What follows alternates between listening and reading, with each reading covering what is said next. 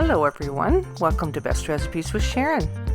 Let's go to the fridge and see what we have to make something out of. I'm thinking appetizers. What can we make from dill pickles?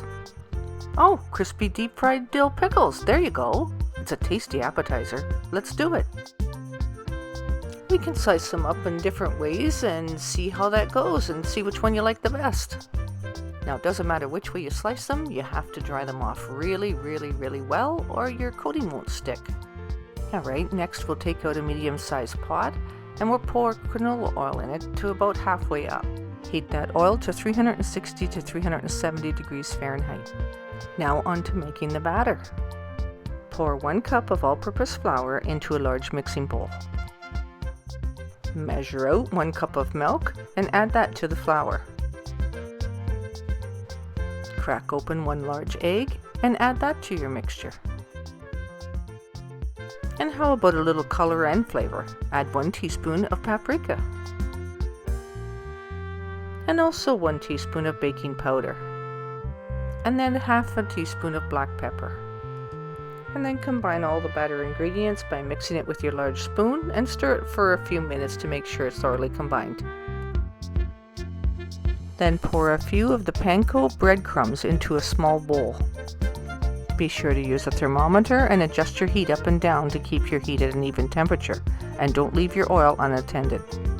Simply take your pickle spears or slices and put them into the batter, just one at a time, and gently shake off any excess batter and place them directly into the breadcrumbs and gently toss them in the crumbs.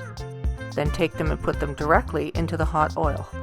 Only fry in small batches so that they don't stick together. And once they turn golden brown, turn them over and brown the other side. It'll probably take only 2 or 3 minutes in total. I kinda like these little bite-sized pieces. You can have a few more of them and don't feel so guilty for having so many. And you can do several at once and just keep them stirred so that they don't stick together. It helps to have a screened spoon so that you can remove these easier. And they turn out nice and golden brown like this. And of course we're doing different shapes here and sizes, and that's a personal preference as well, of course. And another little tip is that on the batter, when you do it, you can add a little bit of dill weed if you want a little bit more dill flavor. I prefer not to add the dill weed to the batter because I like to have the surprise of the dill flavor when you bite into it in the middle. And I think it has great contrast of flavors just the way it is. And ranch sauce is a really good choice for a dip to go with these. So let's go ahead and try one out. Alright, so check this out. It's so good and perfectly cooked through. And this is what you do to avoid double dippers.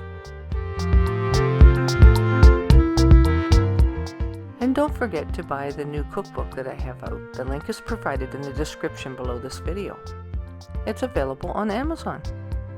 Alright, so here's another great recipe. I hope you enjoyed it, and until next time, happy eating and Happy New Year!